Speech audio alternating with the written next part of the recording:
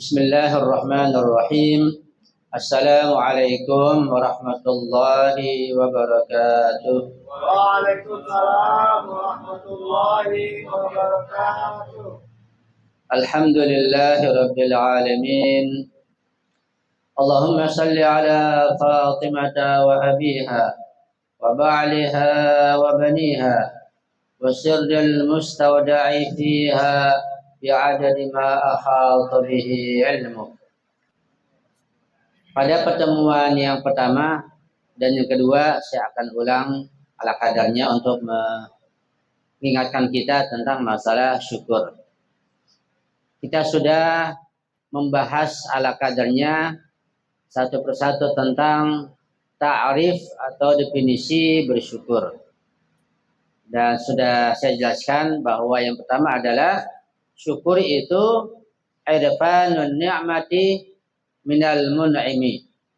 Artinya mengetahui dan menyadari bahwa nikmat yang kita terima itu datangnya dari Allah pemberi nikmat. Itu yang pertama. Karena bersyukur ada 5 poin atau 5 rukun atau 5 unsur. Yang pertama adalah irfanun ni'mah minal mun'imi.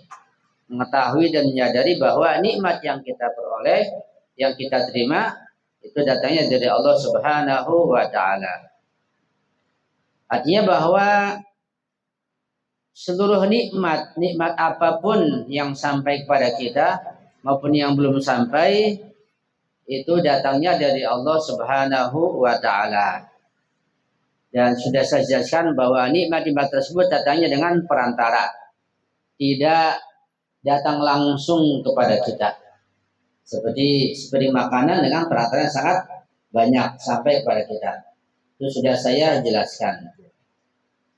Kalau yang langsung makanan seperti misalnya hidangan yang datang dari langit turun pada al-hawariyun atau hawariyun, yaitu para pengikut dan pendukung Nabi Isa. Setelah mereka berpuasa 3 hari, mereka minta hidangan dari langit. Dan Nabi Isa berdoa, Allah turunkan hidangan dari surga betulan. Mereka sudah menikmati hidangan dari surga barzakhiyah. Itu kepada kaum Hawariyin. Rabbana anzil alaina ma'idatan minas sama. Doa Nabi Isa, ya Allah turunkanlah ma'idah, itu makanan, hidangan minas sama. Dari langit, dari alam barzakh, dari alam non materi. Kok bisa berubah jadi materi? Ya. Jadi sesuatu yang dari non materi itu bisa berubah jadi materi. Itu dalam kajian filsafat. Itu kalau dibaca langsung. Nah, jadi perantara-perantara itu Allah yang menggerakkan hati mereka dan dengan sebab-sebab tertentu sehingga rezeki itu, nikmat itu sampai kepada kita. Misalnya kalau penjual, Allah gerakkan hati pembeli untuk membeli barang dagang si penjual, maka penjual mendapat untung, dapat rezeki. Nah, pembeli Allah gerakan dengan sebab-sebab tertentu, gitu. Bukan begitu saja, bukan jabariyah.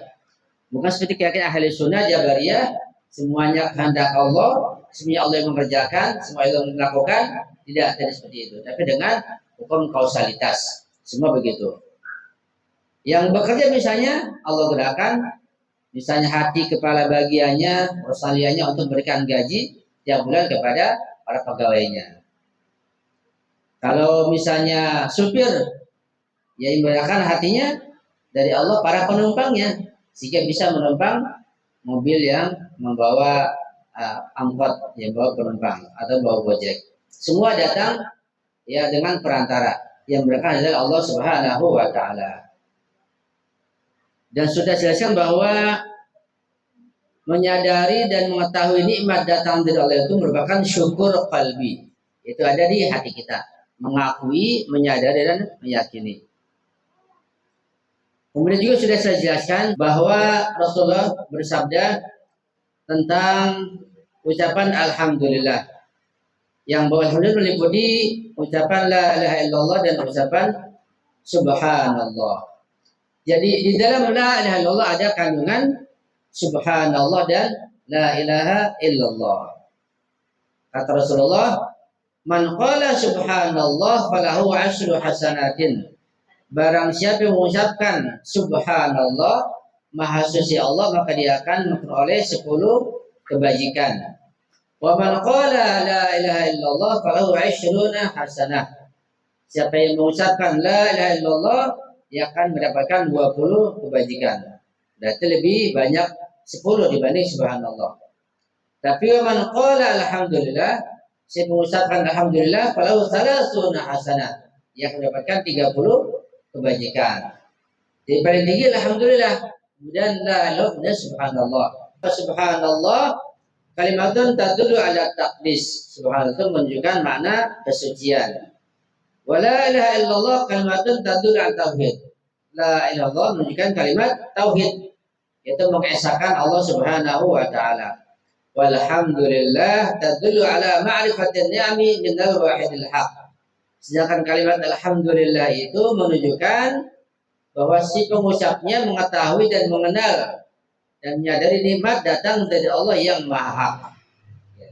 Jadi zikir ini subhanallah walhamdulillah la ilallah itu sangat dalam maknanya kalau kita memahami dan mengerti. Jadi kita jangan menduga, apalagi meyakin bahwa kebaikan-kebaikan yang datang kepada kita itu dan juga yang kita ucapkan berupa alhamdulillah, subhanallah dan yang lainnya itu bukan saja gerakan lisan tanpa adanya pengetahuan. Yang penting adalah adanya pengetahuan di hati kita, itu yang memiliki makna yang mendalam. Sebab kalau lisan saja semuanya bisa mengucapkan alhamdulillah. Ya. Bahkan Rasul bisa mengucapkan alhamdulillah. Orang yang tidak belajar pun bisa mengucapkan alhamdulillah. Bahkan orang muslim pun mengucapkan alhamdulillah juga, sama kadarnya. Kalau tidak ada di hati pengetahuan dan keyakinan, maka tidak bernilai ucapan alhamdulillah tersebut. Harus ada keyakinan, ada marifat dan pengetahuan yang benar. Itu sekilas tentang rukun pertama daripada bersyukur, yaitu kita mengetahui, menyadari sepenuhnya bahwa nikmat datang dari Allah Subhanahu wa taala, akan nyala sebagai perantara. Yang kedua ada al-farhu bil mun'im. Kita merasa gembira kepada pemberi nikmat. Nah, gembira di sini sudah saya jelaskan, yaitu seseorang yang bergembira mendapat nikmat dari Allah. Bukan seperti anak kecil, dia merasa bangga, gembira, diceritakan, ditampakkan. Bukan begitu. Di dalam akhlak, kita gembira kepada Allah, bukan seperti itu. Gembira di sini artinya kita lebih merasa khudu, merasa khusyuk kepada Allah Subhanahu wa ta'ala. Jadi ada hubungan antara kegembiraan dengan khusyuk dan khudu. Karena khusyuk dan khudu itu melahirkan ketentraman, kebahagiaan, dan ketenangan. Karena itu orang-orang yang selalu khusyuk, selalu khudu, di hatinya ada kebahagiaan. Dan itu tidak nampak. Karena kebahagiaan di hati, ketentraman adanya di hati. Ya. Ada hubungan antara khudu, khusyuk dengan kebahagiaan. Nah, jadi kebahagiaan kita menerima nikmat dari Allah, kita tambahkan dengan tambahnya khusyuk kita, khudu kita kepada Allah Subhanahu wa ta'ala. Maka kita merunduk, semakin tunduk, semakin merasa kita sebagai hamba Allah Subhanahu wa ta'ala. Itu namanya gembira mendapat nikmat dari Allah. Bukan menampakkan, bukan dipamerkan, bukan dibicarakan, bukan itu. Itu makna kecil. Ya. Di akhlak, gembira kepada Allah artinya kita menampakkan kekhusyuan kita, kehuduan kita kepada Allah Subhanahu wa ta'ala. Khusyuk itu perbuatan hati, nggak kelihatan. Khusyuk, ya. Khudu, ya anggota badan. Jika orang yang sholat itu, orang yang sholatnya khusyuk biasanya khudu. Hatinya khusyuk dengan pengetahuan keimanan, maka dia akan tenang. Khudu, ya anggota badannya. Tidak gerak sana, tidak gerak sini. Tidak lihat sana, tidak lihat sini. Hatinya khusyuk, anggota badannya khudu, gitu.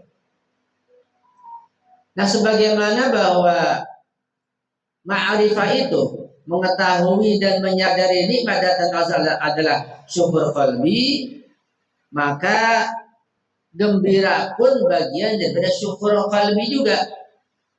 Ya, jadi syukur qalbi sudah ada dua di sini.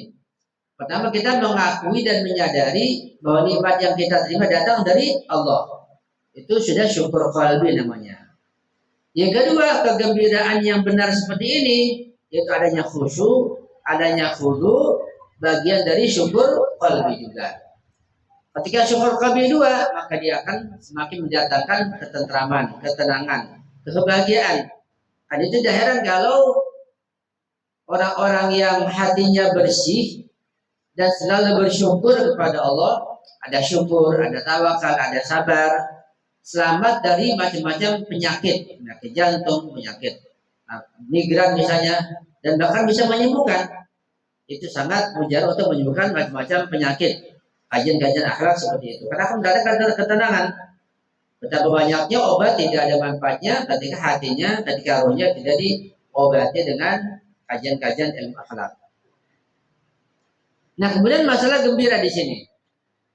Gembira itu terkadang seseorang gembira karena melihat Allah sebagai pemberi nikmat. Ini sudah keimanan yang tinggi. Nah, terkadang kegembiraan itu melihat pada nikmatnya. Yang mana? Kegembiraan karena melihat Allah sebagai sumber nikmat, pemberi nikmat, itu bagian dari akidah yang tinggi, yang mendalam. Ini kita pahami dulu. Yang kedua adalah kegembiraan, merasa bahagia karena melihat nikmatnya. Ini pun ada dua bagian. Yang satu benar, yang satu salah. Yang benar adalah ketika melihat nikmatnya, materinya, seorang bergembira, dan dia meyakini bahwa nikmat tersebut sebagai perantara untuk menuju jalan akhirat. Itu yang benar. Jadi gembira melihat nikmat yang benar. Karena nikmat tersebut sebagai jalan akan digunakan menuju jalan akhirat. Untuk ibadah, untuk biaya pendidikan, ya, untuk makan minum, untuk keluarga, untuk seterusnya, dan tidak digunakan untuk maksiat. Jadi begini, ketika kita menerima nikmat, katakanlah berupa uang begitu. Uang, baik itu hadiah, atau gaji, atau keuntungan, atau datangnya. Pertama kita yakini ini uang, ini rezeki, ini nikmat dari Allah Subhanahu wa Ta'ala dengan perantara yang banyak misalnya. Yang kedua kita bergembira, dan semakin besar uang yang kita terima, kita semakin gembira. Nah, terkadang kita ini melihat uangnya itu kita gembira. Nah, kalau seseorang yang melihat materinya dia bergembira, kalau uangnya itu banyak dia gembira, banyak ukuran dia. Ukuran dia kan 10 juta banyak dia gembira. Kalau menteri, presiden 10 juta, gembira enggak? Iya, berarti ya. Jadi melihat materinya itu, kalau dengan materi gembira, ketika banyak baru gembira, ketika sedikit kalau gembira, itu kan lihat materinya. Tapi orang yang beriman tidak melihat materinya, melihat dari mana nikmat itu datang dan bisa digunakan untuk apa, makanya bergembira. Baik sedikit maupun banyak bergembira. Jadi orang yang beriman, orang yang berwilayah, rezeki apapun yang datang, nasi sama tempe datang, gembira. Nasi sama daging, nasi kulit, gembira. Apa saja gembira. Kenapa? Karena tidak melihat nikmatnya. Melihat ini sebagai perantara untuk bisa beribadah, bisa menguatkan fisiknya, rohnya, bisa menuju ibadah, bisa berkekuatan begitu menuju jalan akhirat. Minuman apapun yang datang, ketika menyehatkan, walaupun harganya ringan dan murah, gembira. Tapi orang melihat materinya, ketika minumannya harganya murah atau ringan, ya nggak gembira, biasa. Kalau minuman yang mahal, yang menarik, enak, baru gembira. Itu tingkat iman yang rendah. Nah, tetapi kalau hanya melihat nikmatnya saja sebagai nikmat material untuk mencicipi kenikmatan dunia, ini yang salah. Ini bukan bagian dari kegembiraan, yang bagian dari syukur. Ya, paham ya? Jadi kegembiraan itu ada yang masuk ke bagian syukur, ada yang tidak masuk bagian syukur. Nah, kegembiraan yang masuk bagian syukur, kegembiraan pertama melihat si pemberi nikmat yaitu Allah Subhanahu wa Ta'ala. Kedua, melihat materinya, barangnya, makanannya, minumnya, uangnya itu untuk digunakan pada jalan Allah Subhanahu wa Ta'ala. Itu yang benar, bagian dari syukur. Yang tidak benar, melihat materi untuk dinikmati. Karena itu termasuk adab-adab ma'nawiyah makan itu, ketika kita mau makan, Ya sama aja. Di hadapan kita makanan. Di situ ada ulama. Ya, lihat dari sisi lahiriahnya nggak ada bedanya antara kita menghadapi makanan dengan ulama, dengan marja, dengan nabi pun nggak ada bedanya, sama-sama. Tapi yang memberikan batinnya, batiniahnya. Kalau kita ketika dia punya makanan yang enak, kita senang, gembira, begitu. Kalau makanan biasa kita nggak gembira. Kalau buat mereka para ulama, masuk nggak ada bedanya. Itu satu. Ya. Yang kedua, kalau kita dihidangkan makanan dan kita lapar, kita ingin cepat-cepat mau nyantapnya. Kita sudah nafsu, ingin mengisi perut kita.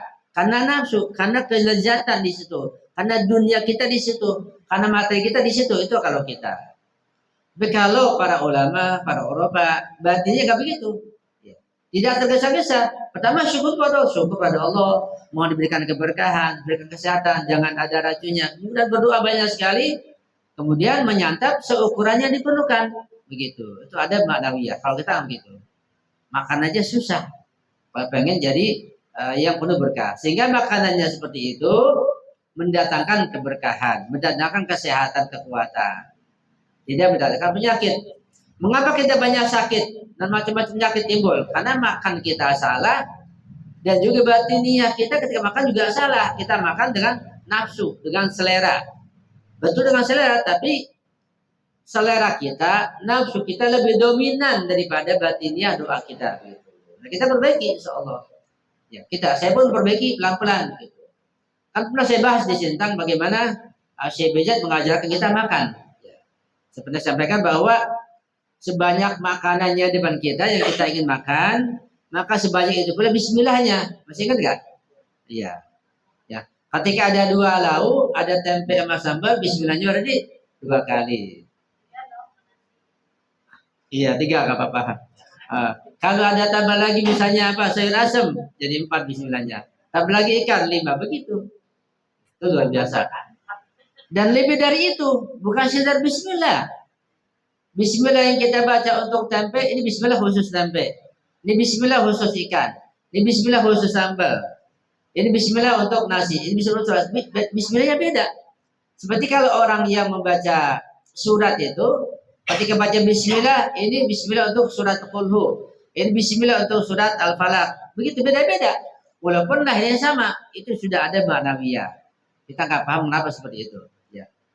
Jadi kegembiraan itu hendaklah menjadi modal buat kita ya untuk menjadikan ini semuanya sebagai mazra'atul akhirah, menuju kepada akhirat, sebagai ladang menuju akhirat dan akan membantu kita menuju akhirat.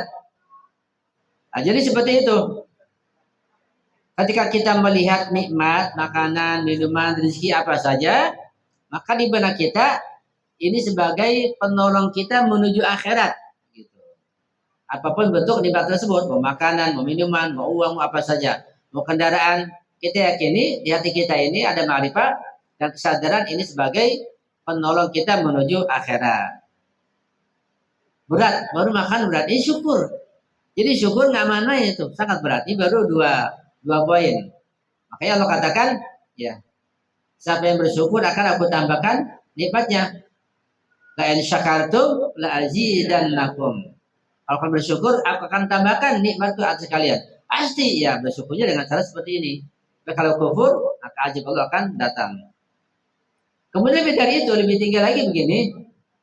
Ya, seseorang yang punya tingkatan akhlak yang lebih tinggi, dia bukan saja gembira mendapatkan nikmat, terkadang merasa sedih mendapatkan nikmat kalau nikmat tersebut dapat melalaikan dia daripada berzikir pada Allah Subhanahu wa taala. Begitu. Karena nikmat yang dinikmati itu membuat orang lalai, membuat orang lupa. Nah, kalau para Eropa, apalagi para nabi, para ma'asumin, pada kondisi apapun nggak pernah lalai, nggak pernah lupa, ingat Allah, zikir pada Allah. Zikir dalam makna yang luas ya, bukan zikir berarti ucapan lisan, bukan. Dengan makna yang luas, yaitu ingat pada Allah Subhanahu wa taala. Selalu ingat sebagai hamba hamba yang rendah, hamba yang papa, yang miskin.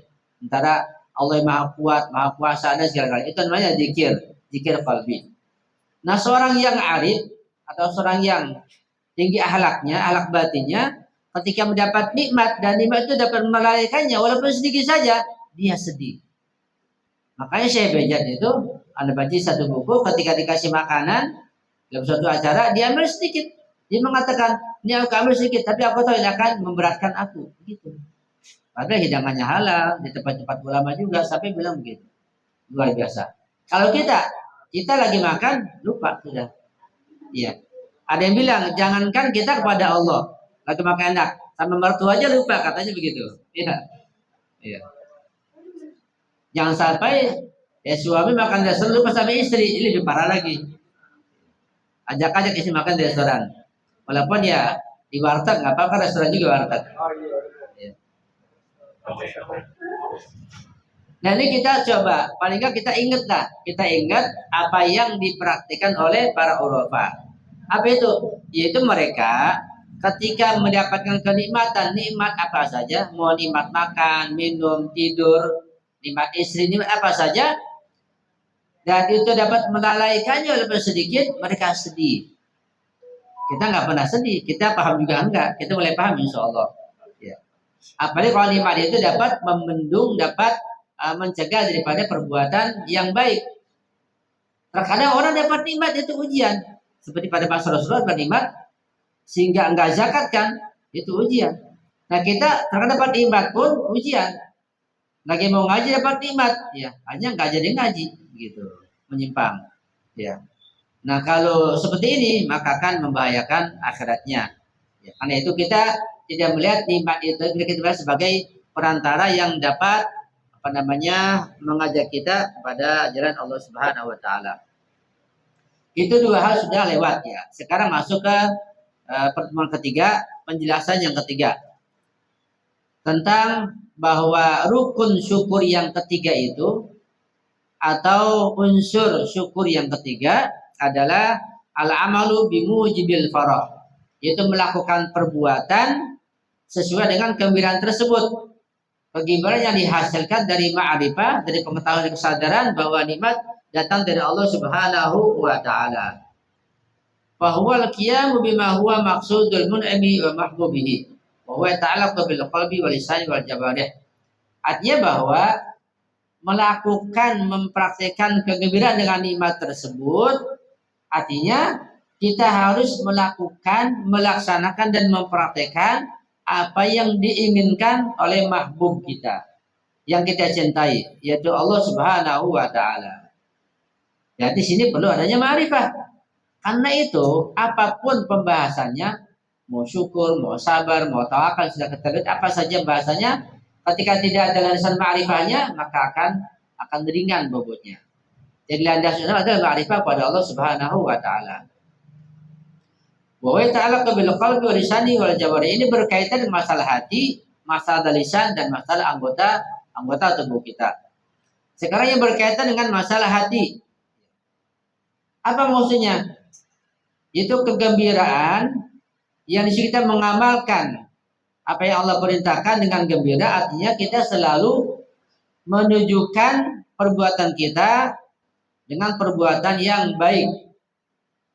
Jadi tidak ada maksiatnya, tidak ada perbuatan dosanya. Itu yang pertama.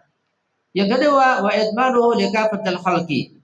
Yang kedua, kegembiraan di hati yang kemudian diamalkan dalam perbuatan, yaitu menyembunyikan kenikmatan tersebut daripada pandangan manusia. Ya, ini penting juga nih. Ya. Jangan seperti anak kecil. Anak kecil ketika lebaran misalnya atau berikan sepatu baru, baju baru, dia keluarkan pamer pada teman-temannya. Itu anak kecil. Nah, kita pun terkadang begitu. Cuma kita bukan baju baru lagi, bukan sepatu lagi, motor baru, mobil baru, rumah baru. Ya, begitu. Jadi nggak ada bedanya. Kalau masih kecil ya mainan, udah besar ya rumah, mobil, motor dipamerkan. Cuma caranya berbeda. Ini masih anak kecil juga namanya. Berarti iman masih kecil. Gitu. Itu kita nggak sadari. Ada seorang beli rumahnya bagus, dia undang tetangganya, teman-temannya. Kalau temannya datang masuk ke dapur, ke dalam rumahnya memuji, dia senang bahagia. Kalau ada temannya masuk diem aja nggak muji biasa aja, kan dia orang kaya masuk biasa aja, dia sedih. Oh kenapa nggak dipuji ya? Berarti ini nggak jelas punya rumah. Kalau punya motor, punya mobil, ada yang muji, dia senang. Nggak ada yang muji, sedih. Ya kayak yang punya motor jelek, dia muji, bagus banget motor antum. Kalau yang punya motor lebih tinggi lagi, ya biasa aja, nggak dipuji. Itu sedih. Itu kita seperti itu. Padahal diberitakan ketika dapat nikmat itu sembunyikan di hati, jangan dipamerkan. Baik dalam ucapan maupun dalam hal yang lainnya. Jangan sengaja dipamer-pamerkan untuk dilihat oleh orang lain. Itu tidak benar. Ini bagian bersyukur yang insyaallah kita praktekkan perlahan-lahan insyaallah. Kenapa demikian? Karena kata Rasulullah, kullu dhi ni'matin hasudun. Setiap orang yang mendapatkan nikmatan ada yang hasud, ada yang iri hati, ada yang dengki. Ini kata Rasulullah. Itu bisa dipastikan karena iman setiap manusia itu berbeda-beda. Apalagi orang awam, apalagi pada masa kesulitan seperti ini. Ya, cari uang susah, gaji juga kecil. Ya, otomatis ketika ada di melihat seseorang tetangganya yang punya kenikmatan, jadinya timbul hasud, timbul iri hati, timbul kedengkian. Ya, kullu nikmatin hasud. Setiap ada kenikmatan ada yang hasud. Itu yang berkaitan masalah hati. Wa amal muta'alliqu bil lisan, adapun yang berkaitan dengan lisan, ini kerja hati yang tadi. Sekarang dengan lisan, apa lisan itu? Fa idharu syukrillahi bit tahmidati dalla alaihi. Itu dengan mengucapkan alhamdulillah. Jadi alhamdulillah yang kita ucapkan itu harus ada bobotnya. Pertama mengandung tasbih dan ucapan la ilaha illallah tadi itu. Itu hamdalah yang benar. Yang kedua, alhamdulillah itu sebagai pujian kepada Allah. Di sini kita menampakkan rasa syukur kita kepada Allah. Jadi ucapan alhamdulillah itu di lisan, hati kita mengucapkan syukur, terima kasih kepada Allah Subhanahu wa taala dengan penuh ketundukan dan kekhusyuan. Itu namanya bersyukur. Berkaitan dengan masalah lisan. Hati, lisan, kemudian anggota badan. Wa amal muta'alliq bil jawari, adapun berkaitan dengan masalah anggota tubuh, ya kayak tangan, kaki, mata, telinga dan seluruhnya, isti'malun ni'am fi ta'atihi wa tawaqqi min al-isti'anati biha ala ma'siyatihi. Yaitu kita menggunakan nikmat tersebut di dalam ketaatan kepada Allah Subhanahu wa taala. Jadi nikmat apapun yang diperoleh seseorang, sekalipun itu hadiah dan halal ya, atau gaji yang halal, tapi kalau digunakan dalam maksiat pada Allah, itu menafikan, menghilangkan syukur pada Allah Subhanahu wa taala. Makanya nggak ada kalau timbulnya kemiskinan, timbulnya kesulitan. Kenapa? Karena nggak bersyukur. Kalau saya alhamdulillah terus kok, bukan sudah lisan saja, tapi dalam hati dan dalam amal perbuatan. Jadi ada syukur lisani, ada syukur qalbi, ada syukur amali. Ya. Syukur lisani alhamdulillah, lisan maksud alhamdulillah. Syukur qalbi hatinya ada pengetahuan, ada ma'rifah, ada keimanan dan menyembunyikan kenikmatan tersebut dari pandangan orang lain. Ya, kalau nampak ya nggak apa-apa, tapi tidak niat untuk menampakkan gitu. Itu qalbinya. Nah, kemudian amal perbuatannya, anggota tubuhnya menggunakan nikmat tersebut dalam jalan ketaatan pada Allah Subhanahu wa taala dan berhati-hati jangan sampai digunakan dalam maksiat pada Allah Subhanahu wa taala. Ini semua tidak mungkin bisa terjadi kalau tanpa ilmu fikihnya, akidahnya, ma'rifahnya bersambung semuanya. Dan ilmu fikihnya sangat jelas. Ketika kita tidak mengerti fikih, pasti uang kita gunakan dalam hal yang haram bisa jadi. Sementara kita nggak paham, bisa terbalik. Yang kita duga itu halal, nggak taunya haram. Yang kita duga itu haram, nggak taunya halal. Tanpa pengetahuan kita tidak bisa merealisasi syukur dengan sebenarnya. Wa min jumlati syukril udhunain ayyastura kull aibin yasma'uhu min muslimin. Sekarang kita masuk pada sedikit tentang mensyukuri nikmat anggota. Bab syukur itu kalau dibahas nggak pernah habis. Saking banyaknya nikmat yang datang dari Allah kepada kita. Mu'alif mengatakan, contoh termasuk syukur kita diberikan kedua telinga itu, kita jangan sampai mendengarkan aib orang lain, orang muslim yang lain. Ya. Ini untuk tujuan mendengar saja. Belum lagi menyampaikan ke orang lain. Kalau menyampaikannya sudah jelas maksiat, jelas dosa, jelas ghibah jadinya. Enggak, bukan untuk tujuan dia menyampaikan ke orang lain, mendengar saja. Nah, termasuk bersyukur itu tidak menggunakan telinga kita yang orang lain membicarakan aib. Aib apa saja? Ya, kita harus menghindar, tinggalkan. Ini berat buat kita.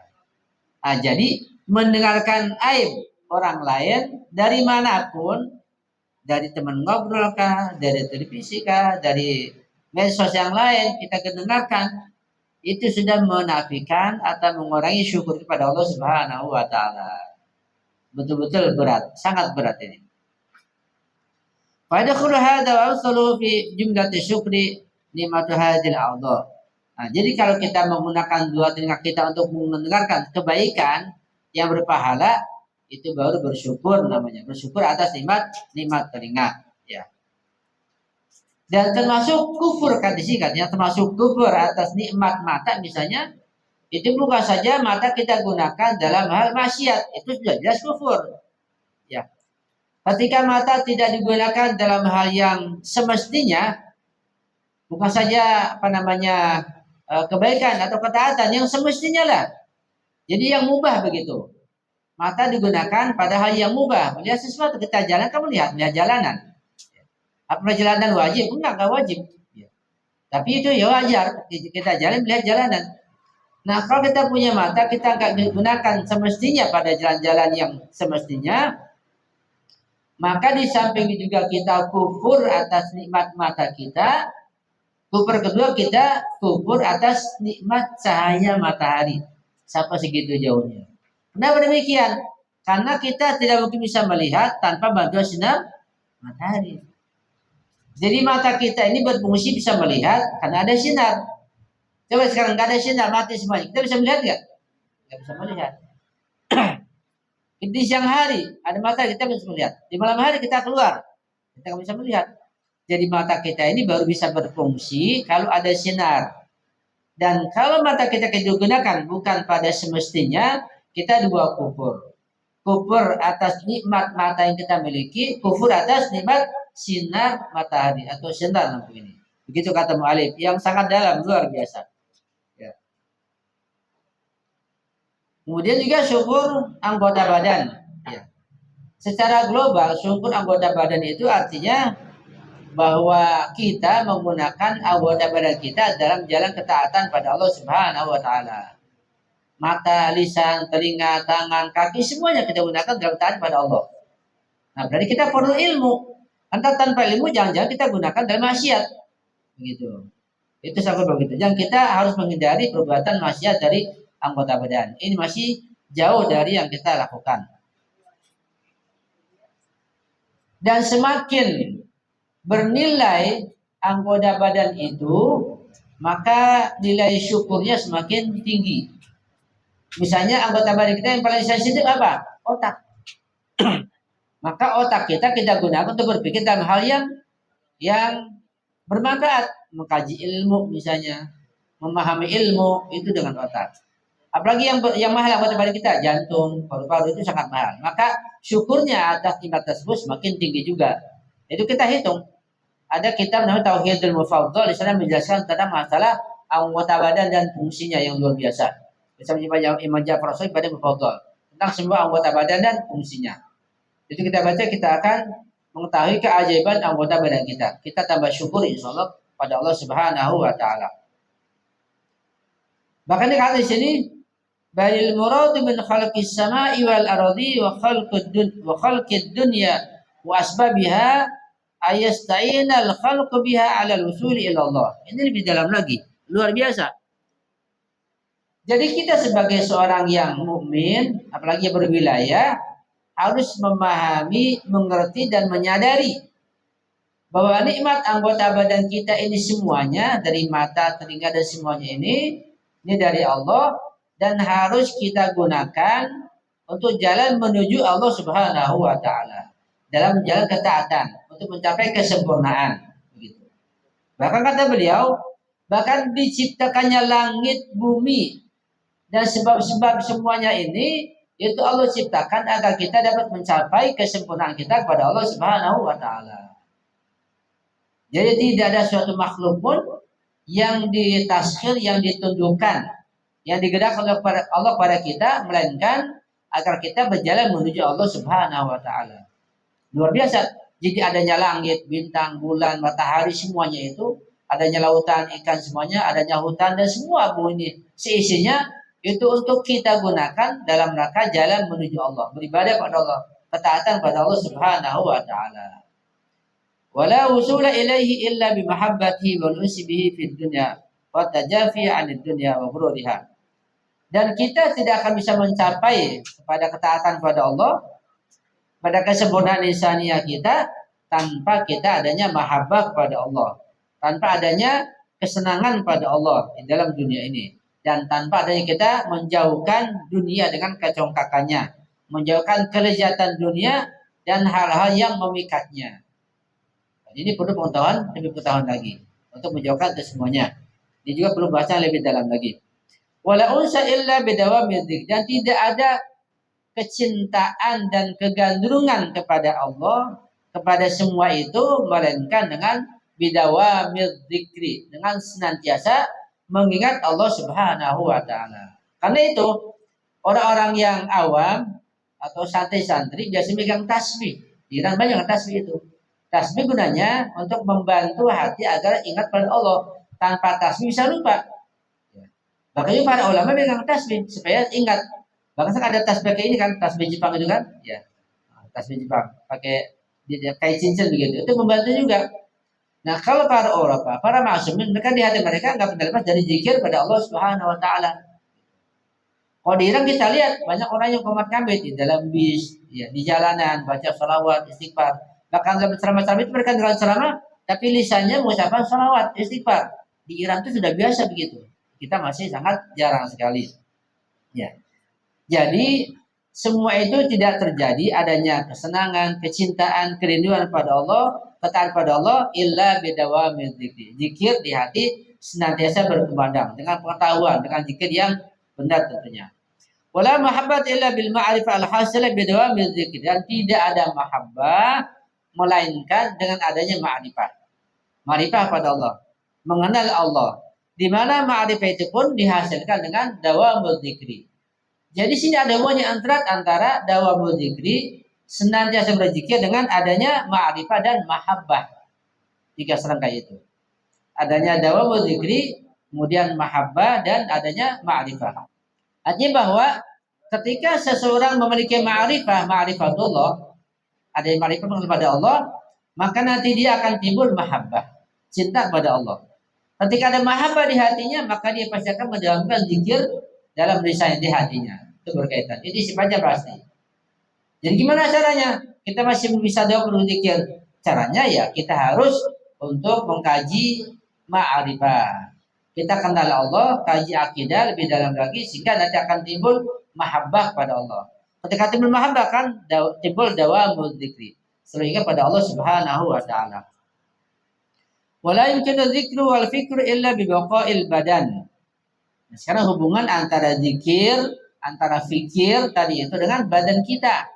Kata beliau, dan tidak mungkin adanya zikir, ingat pada Allah, adanya fikir, konsentrasi pada Allah, illa bi baqa'il badan. Kecuali badan itu tetap sehat.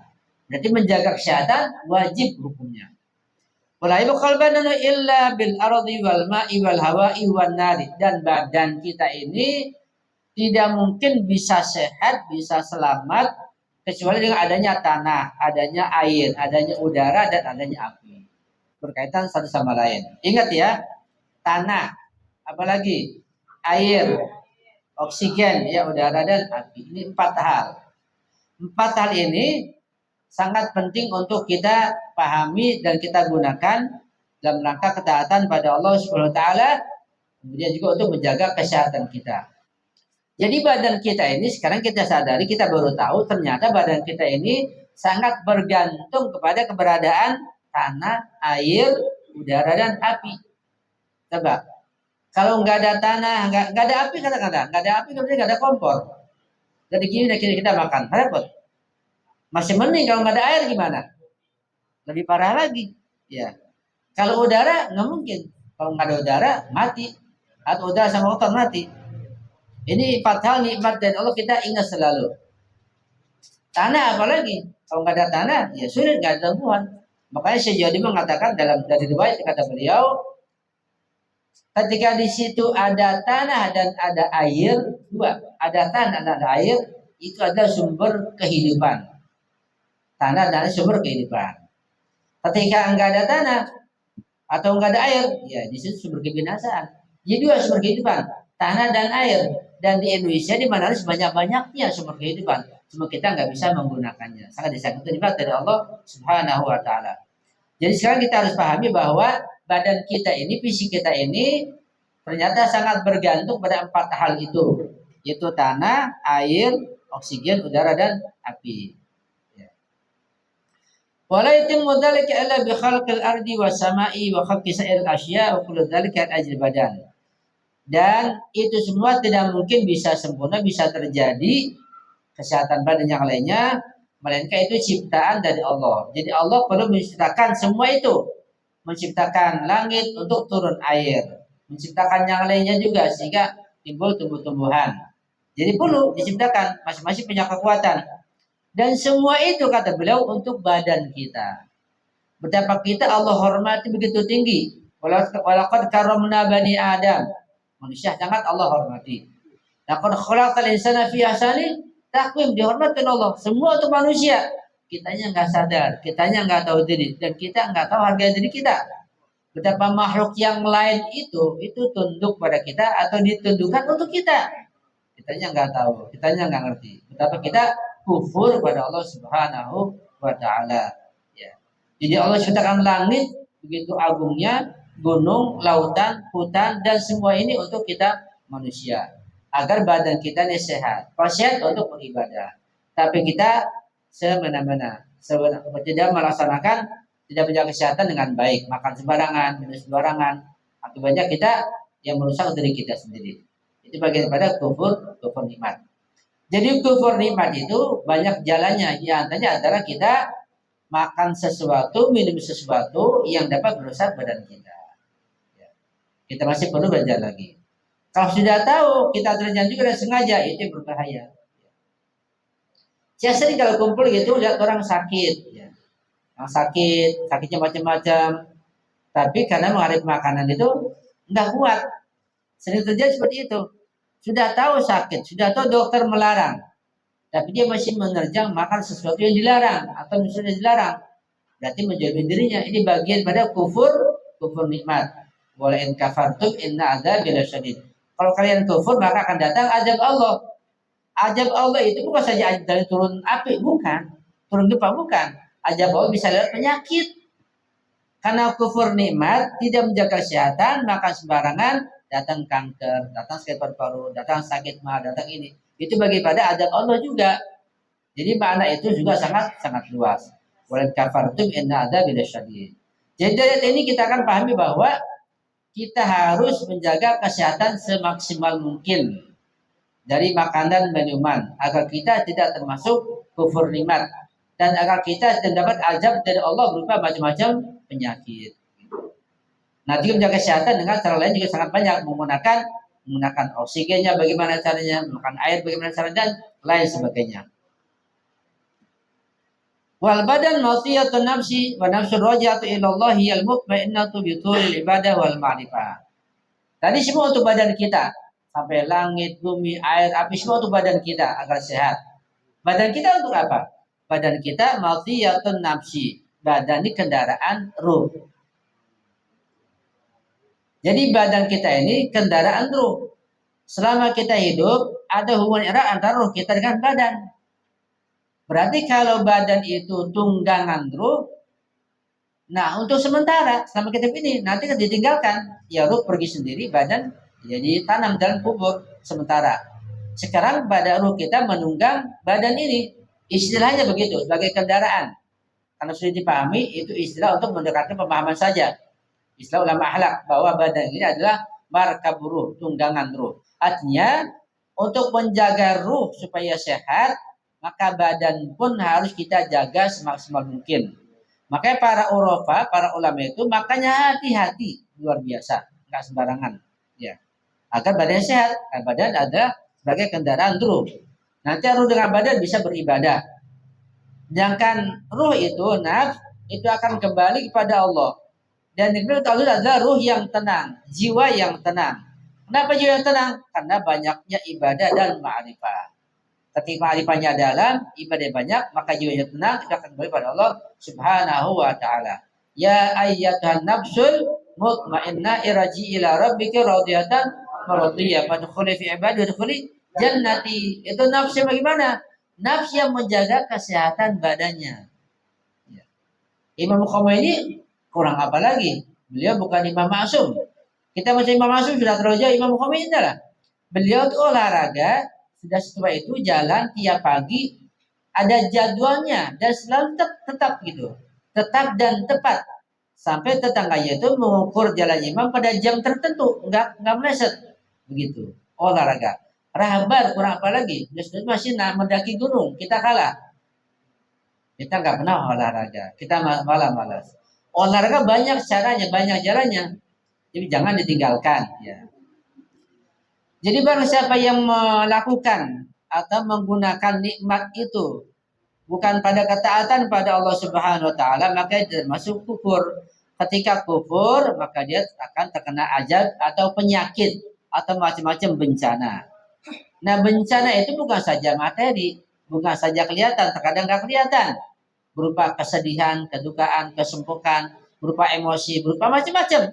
Ya, itu namanya bagian dari azab, dari penyakit juga. Ya. Imam Ja'far Shadiq bersabda, syukru kulli ni'matin wa in 'azamat an tahmadallaha. Mensyukuri segala nikmat itu, nikmat apapun sekalipun dia sangat besar, maka ucapkanlah alhamdulillah. Jadi kita bilang, kita ucapkan alhamdulillah, itu harus ada bobotnya. Apa yang ada di benak kita, apa yang ada di hati kita dan di amal perbuatan kita. Jangan alhamdulillah hanya di lisan saja.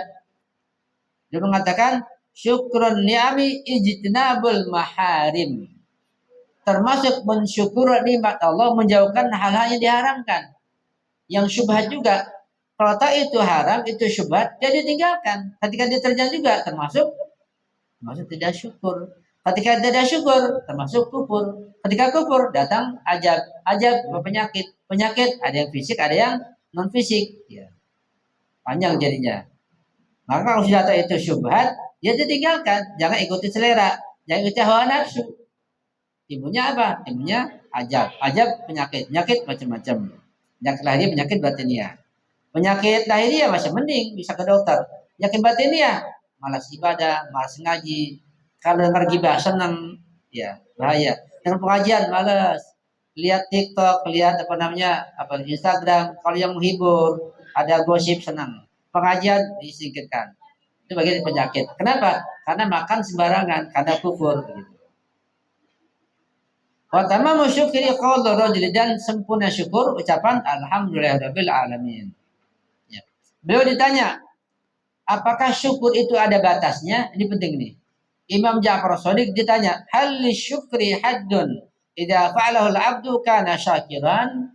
Apakah syukur itu ada ketentuan-ketentuannya, ada batasan-batasannya, sehingga ketika hamba melaksanakan batasnya itu dia termasuk bersyukur? Qala na'am. Imam mengatakan ya, syukur ada batasan-batasannya. Apa itu? Qala yahmadullah ala kulli ni'matin 'ali fi ahlin wa malin wa in kana fi ma'na ma'ali fi mali haqqu adaun.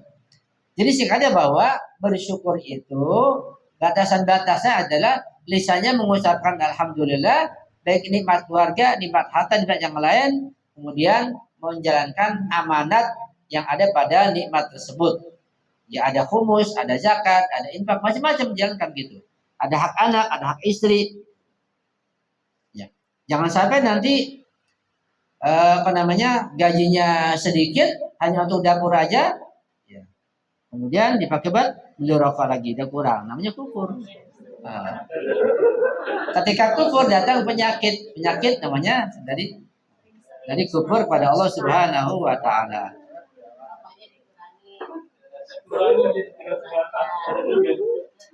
Ya. Ya terakhir ada ucapan, ada firman Allah yang bunyinya subhanalladzi sakhkhara lana hadza wa ma kunna lahu muqrinin. Ini ayat untuk bersyukur. Ayat ini mengajarkan pada kita bahwa ketika kita mendapatkan kenikmatan sesuatu, maka kita harus memahami di situ Allah telah menundukkan atau menggerakkan orang-orang agar sampai kepada kita nikmat tersebut. Terutama ketika kita naik kendaraan, kita naik motor, naik mobil, naik pesawat, naik kapal, ya, naik kuda zaman dahulu itu, maka di hati kita ada keimanan pada Allah dan kita katakan Maha suci Engkau ya Allah. Segala puji bagimu ya Allah. Alhamdulillah. Engkau telah menundukkan apa hewan ini, ya kuda atau onta atau motor atau mobil, sehingga kami dapat menungganginya, dapat menaikinya. Pelajaran kita dari ayat ini. Bahwa semuanya Allah yang menundukkan, Allah yang menaklukkan dan menggerakkan sehingga bisa kita manfaatkan. Ya kalau misalnya kuda atau onta itu gampang kelihatan. Dia bisa tunduk, bisa juga dia lari begitu. Itu kelihatan. Tapi kalau motor, mobil nggak kelihatan kan? Karena kita anggap dia benda mati. Enggak, padahal dia pun nggak beda dengan kuda dan yang lain. Dia ada ruhnya. Dan ruhnya nanti akan dibertanggung jawab, akan menuntut kita nanti.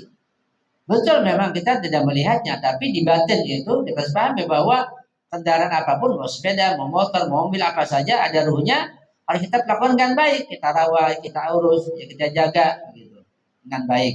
Karena juga ada tanggung jawab di situ dari Allah Subhanahu wa taala. Rasulullah dikatakan di sini apabila mendapatkan kebahagiaan, ya, maka beliau mengucapkan alhamdulillah ya ala hadin ni'mah. Alhamdulillah atas nikmat ini. Jika beliau mendapat keuntungan, beliau mengatakan alhamdulillah ya ala kulli halin. Jadi macam-macam syukur itu dengan alhamdulillah dapat kita baca dalam macam-macam riwayat. Alhamdulillah cukup bisa. Alhamdulillah juga bisa. Juga bisa alhamdulillah ya ala hadhihi ni'mah. Juga bisa. Bahkan juga alhamdulillah ya ala kulli halin bisa juga. Jadi banyak ucapan-ucapan untuk bersyukur. Bahkan juga ada syukur dari Imam Sajjad mengatakan alhamdulillah syukran. Dibaca ketika sujud 100 kali. Imam Sajjad disebut Sajjad banyak sujudnya, setiap dapat lima sujud. Lima dosa yang datang pada beliau sujud langsung. Katakan alhamdulillah syukran. Kita ketika mengucapkan alhamdulillah syukran, kita ingat nikmat yang ada pada kita. Karena minimal kita tengah malam atau ketika sempat minimal sehari sekali sujud syukur baca 100 kali alhamdulillah atau alhamdulillahi syukran atau syukran lillahi saja 100 kali. Jadi kalau pengen lengkap, ya baca zikir Yunusia 100 kali. Baca syukurillah 100 kali. Baca Masya Allah 100 kali. Istighfar 100 kali ketika sujud. Karena ketika sujud itu ternyata kita membaca doa, itu banyak bisa menyembuhkan macam-macam penyakit. Jadi saya baca di kitab Khojaindul Asrar. 2 jilid tebal. Di sana dijelaskan dari kitab yang bisa saya bawa. Di sana dijelaskan bahwa salah satu bentuk pengobatan adalah dengan cara sujud sambil berdoa di situ atur nafas dan kita kita konsentrasi ke penyakit kita sambil baca doa. Itu salah satu bentuk pengobatan yang bagus yang ulama ajarkan. Yang mudah-mudahan kita bisa mengamalkan cara ini dengan sebaik-baiknya. Bukan saja hiasan bagi kepala kita amalkan. Kita jalankan insya Allah. Jadi yang saya sampaikan dicatat dan diamalkan. Kalau enggak ya buat apa kita ngaji? Diamalkan insya Allah. Ya. Itu saja dari saya, mudah-mudahan kita bisa mengamalkan. Buat saya pribadi, keluarga saya insya Allah lebih hati-hati makannya, lebih hati-hati minumnya. Makan, minum, seleranya jangan dominan. Hati itu selera jangan dominan. Tapi direm hatinya, lihat syukuri dulu, lihat manfaatnya dulu, lihat ketaatan pada Allah. Itu nggak kelihatan adanya di hati dengan pengetahuan. Insya Allah ini kita amalkan. Ya. Jadi insya Allah, dan saya senang alhamdulillah banyak teman-teman sudah meninggalkan makan ayam yang syubhat. Ya. Nah kalau syubhat yang menyediakan juga dosa, yang makan juga dosa kalau syubhat. Kecuali yang beli itu motong sendiri lain. Kalau saya nanti motong sendiri atau beli ke tukang dagang motong sendiri, nah, maka yang menyediakan berpahala, yang makan dapat pahala. Kalau beli pasar nggak ketahuan, syubhat, yang beli, yang masak syubhat, yang makan juga terkena penyakitnya. Termasuk juga kufur nikmat, terkena penyakit bagian daripada salah dalam menggunakan nikmat Allah Subhanahu wa taala. Itu saja kita buka dengan tajam insyaallah. Insyaallah. Sallu ala Muhammad wa ali Muhammad.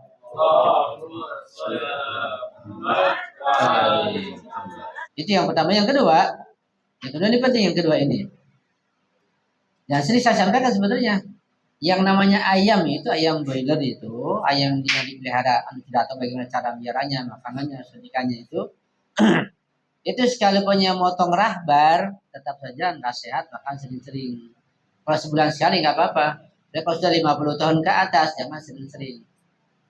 Kalau punya motong rahbar tetap nggak sehat. Bukan karena motongannya, karena ayamnya itu sendiri, makanannya, perawatannya, suntikannya nggak sehat. Ya. Apalagi yang motong juga ketahuan juga, lebih parah lagi. Jadi usahakan jarang-jarang makan ayam karena untuk menjaga kesehatan. Sekarang daging udah banyak masuk dari Australia, dari sana sini, udah sangat sulit untuk mencari yang betul-betul menyehatkan lahir batin, sangat sulit. Nah, kalau pengen makan ayam, usahakan paling nggak sebulan sekali, jangan tiap hari. Nanti penyakit akan datang, nggak sekarang, mungkin tahun depan, 2 tahun lagi akan ada penyakit. Itu bagian daripada wan kafarun bin adabi rasyadid, iman ayat. Nah, kalau mau makan ayam yang lebih sehat, ayam kampung lebih menyehatkan. Ayam kampung yang liar ya, yang bebas, kan makannya lebih bagus, itu bisa menyehatkan makan. Walaupun masih lebih rendah dibanding daging kami, masih lebih rendah kedudukannya.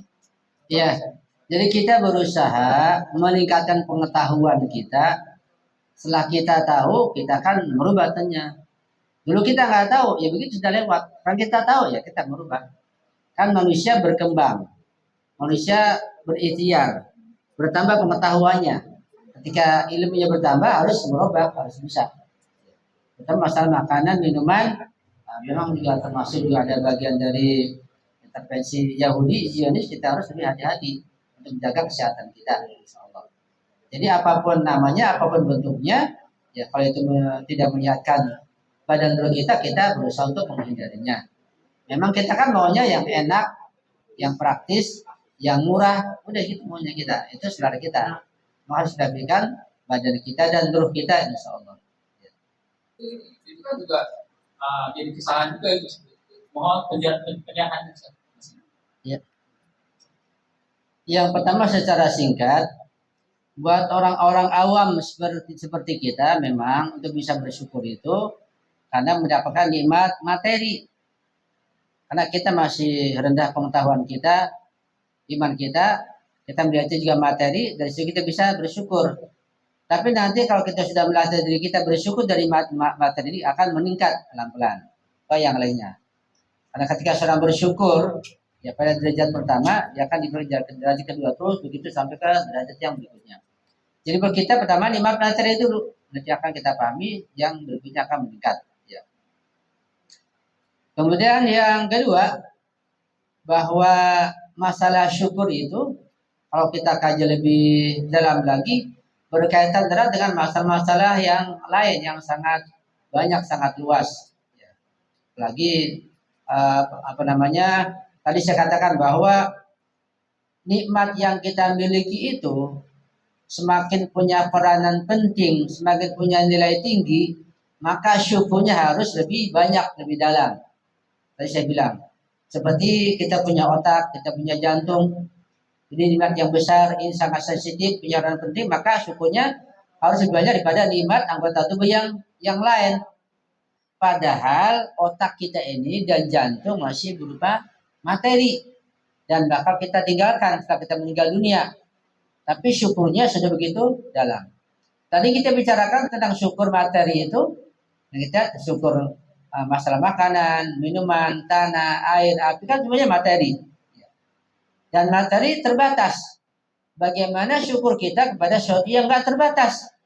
Kayak masalah keimanan, masalah ma'rifah, masalah pengetahuan, masalah wilayah, ini kan luar biasa. Apalagi terhadap ruh itu sendiri. Kalau Allah ciptakan kita, berupa anggota tubuh kita ini ada mata, telinga, macam-macam, kita bersyukur dan punya nilai yang tinggi. Apa kita pernah bersyukur Allah ciptakan tubuh kita? Sementara badan kita nih sementara sifatnya dan akan binasa. Nanti kiamat akan hancur total namanya fisik dan materi. Sementara ruh kita sifatnya abadi. Kita masih sangat jauh. Jadi yang materi saja kita syukuri masih sedikit. Apalagi yang rohani, ruh kita. Kita nggak pernah bersyukur bahwa Allah ciptakan ruh kita, ruh manusia. Gitu. Yang bahkan dari kita menerima surga abadi selama-lamanya. Kita nggak pernah bersyukur. Karena itu orang-orang yang paham, kayak ada seorang nabi diceritakan, dia sering menangis sehingga buta matanya lantaran bersyukur. Ketika buta, Allah sembuhkan lagi, melek lagi, syukur lagi, buta lagi, berulang begitu. Karena mengetahui nilai yang dia terima dari Allah, berupa fisiknya dan berupa ruhnya itu. Jadi orang itu buat kita, ketika menerima sesuatu yang berharga, baru bersyukur. Semakin berharga, makin banyak bersyukurnya. Itu masih mending kalau paham. Kalau nggak paham, lebih parah lagi. Sudah nggak paham, akibatnya nggak bersyukur. Seperti seseorang, misalnya orang bisa, orang tua nggak akan apa-apa, Anda kasih uang dolar. Ya, kayaknya siapa bisa dibuang? Ini uang apaan? Ya. Nggak orang Indonesia aja, orang Barat dibuang begitu. Nggak paham. Kenapa nggak bersyukur? Ya karena nggak paham.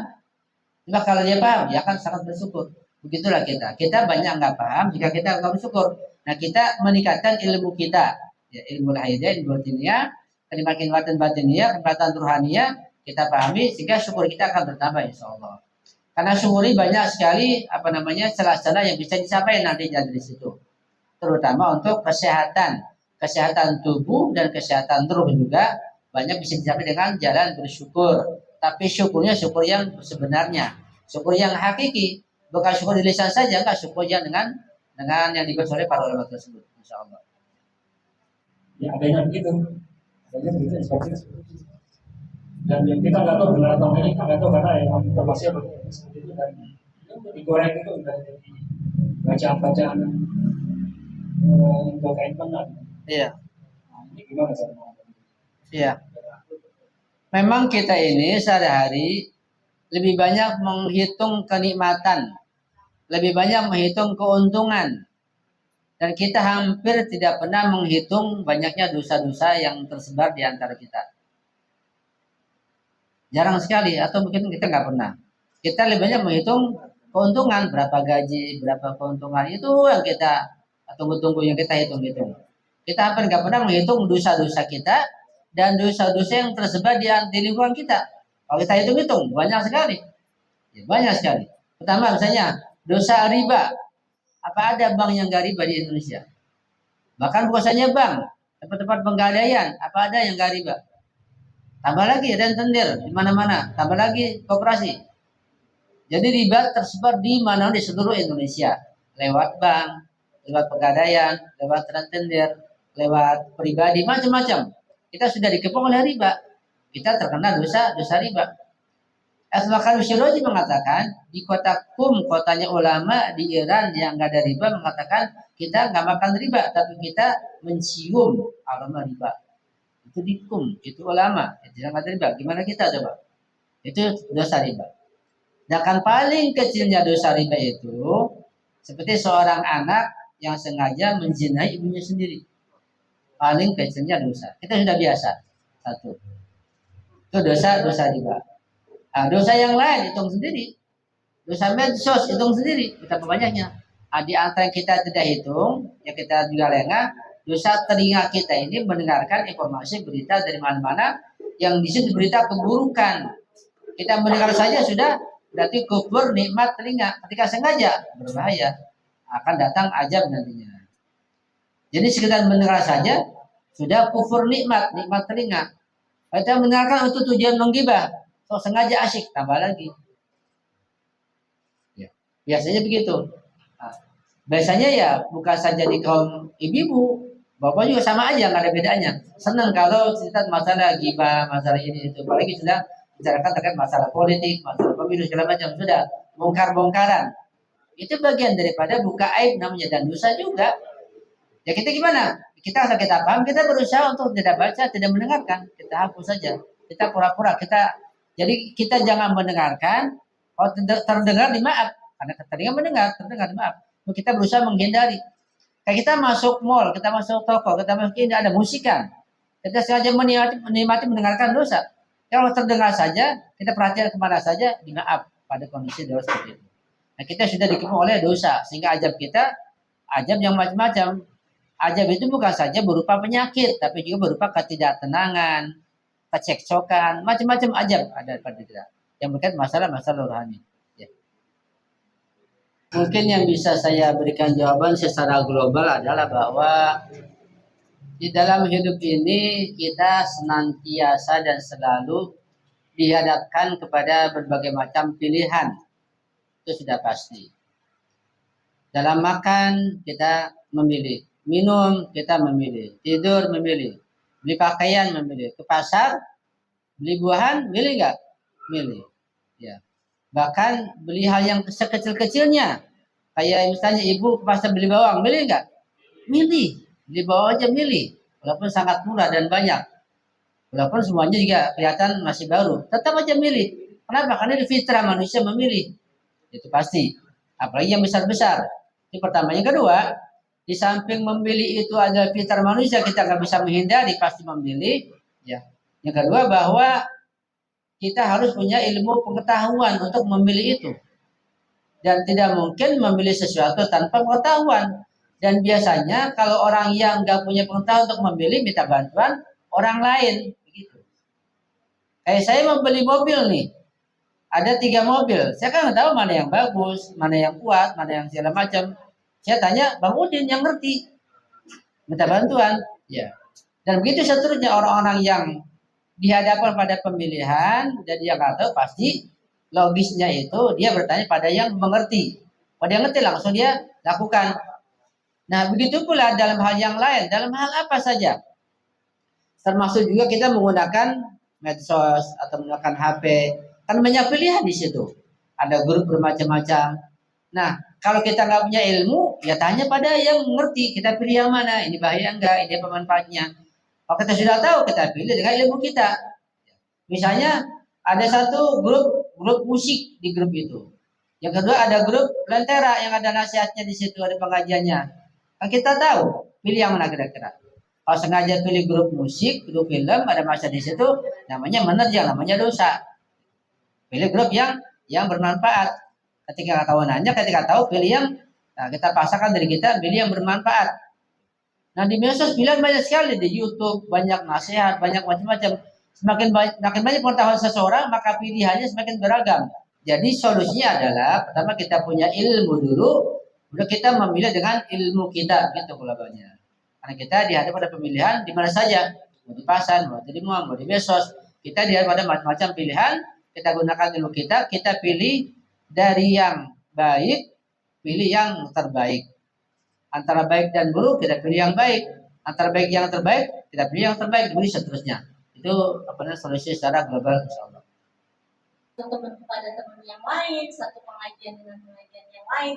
Jadi satu sama lain memberi efek positif dan menyingkirkan efek-efek negatif atau hal-hal negatif yang ada yang dirasakan dalam rumah tangga masing-masing. Jadi tidak satu ya seperti itu.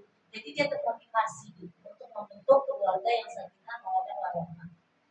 Karena itu urgen banget sih sepertinya ya dalam kita keluarga anggota jamaah.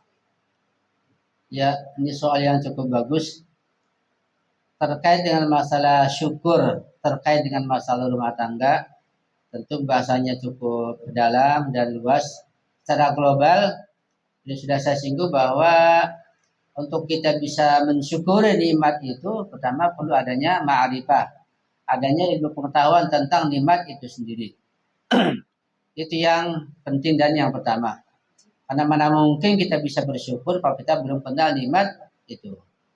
Kemudian yang kedua, terkait masalah rumah tangga, itu adanya suami, adanya istri, adanya anak. Kita bisa mengambil dari ayat dulu lah. Ayat menjelaskan bahwa para istri itu juga diciptakan dari sebangsa dengan kalian, turunan Adam Hawa juga. Gitu. Jadi sama-sama dari bangsa rohani sebagai pasangan kalian. Nah, Imam Ali mengatakan bahwa laki-laki itu lebih condong akalnya, lebih dominan akalnya. Perempuan lebih dominan perasaannya. Gitu. Ini bukan berarti Imam Ali menyebutkan kekurangan, bukan. Di sini Imam Ali ingin menceritakan dan ingin menyampaikan tentang pentingnya kerjasama dan keserasian di antara suami dan istri. Sehingga keduanya itu ibarat dua sayap yang bisa mengepak dan bisa terbang. Jadi antara akal sebelah sayap dan perasaan harus seimbang. Nah di sini ketika seorang suami menggunakan akalnya semaksimal mungkin dengan pengetahuannya dan isi dengan perasaan dengan pengetahuannya, maka saya mengepak dan bisa terbang berjalan menuju pada kebahagiaan. Nah untuk itu maka seorang suami perlu meningkatkan akalnya dengan pengetahuan.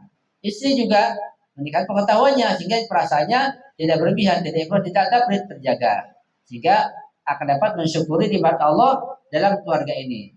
Nanti si suami mensyukuri istrinya karena perasaannya dijaga, artinya dia lebih lembut, sayang, menampakkan cintanya, nggak emosi, nggak marah-marah, nggak cemberut, sebagai seorang wanita kadar wanitanya.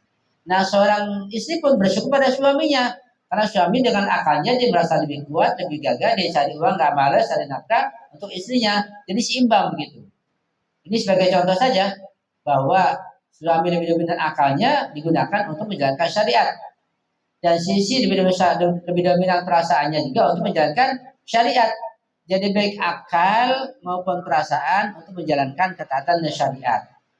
Bukan akal digunakan untuk kepentingan pribadinya, bukan.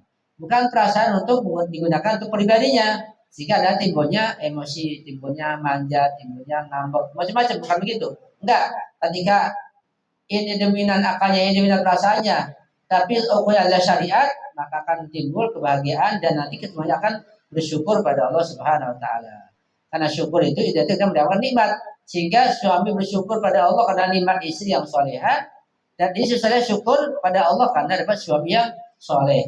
Itu globalnya begitu. Nah, untuk anak juga ada penjelasan yang lebih dan lagi. Tapi itu global begitu, bahwa ukurannya adalah masing-masing mengetahui kadar kemampuannya dengan akalnya, dengan perasaannya, dan fikirnya arah syariatnya bagaimana diterapkan, nanti akan ketemu insya Allah. Jadi titik temu itu di syariat. Akal walaupun sama-sama akal enggak ketemu kecuali dengan syariat.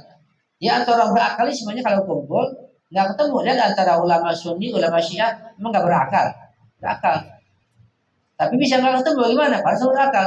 Apalagi antara akal dengan perasaan enggak mungkin ketemu, mustahil kecuali di bawah syariat. Tadi bagaimana? Syariat dengan akhlak dengan makna yang sangat luas. Syariat hukum awali sanawi semua dengan sangat luas tentunya. Syariat juga luas dengan makna yang sangat luas. Kalau digunakan ke arah situ maka akan ketemu menjadi imam suami istri akan bersyukur pada Allah Subhanahu wa taala insyaallah. Ini pelajaran yang enggak pernah tuntas sepanjang hayat insyaallah. Ya. Itu secara global karena waktu juga tidak mungkin untuk menjelaskan secara terperinci. Nanti lain kesempatan kita akan merinci insyaallah. Ya. Sallu ala Muhammad wa ali Muhammad. Allahumma salli ala Muhammad wa ali Muhammad wa ajil faradahu. Sekian, mohon maaf, mudah selalu. Wassalamualaikum warahmatullahi wabarakatuh. Waalaikumsalam warahmatullahi wabarakatuh.